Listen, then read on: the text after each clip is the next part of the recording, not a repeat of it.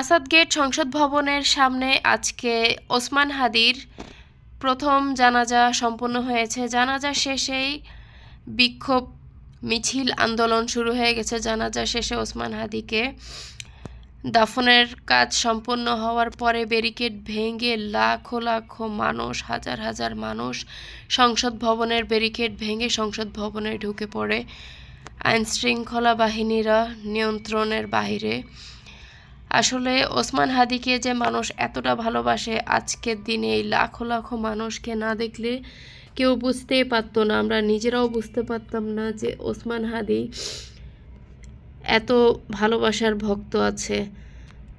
সব শেষে সবাই দোয়া করবেন উনি যেন বেহেশতে নসিব করে, আল্লাহ ওনাকে বেহেশত নসিব করে। আল্লাহ যেন ওসমান হাদি ভাইকে বেহেশত নসিব করে, জান্নাতবাসী করে, জান্নাতুল ফেরদৌস দান করুক, জাহান্নামের শাস্তি থেকে ওনাকে মাফ করে দেয়, ওনার পরিবারকে ভালো রাখুক।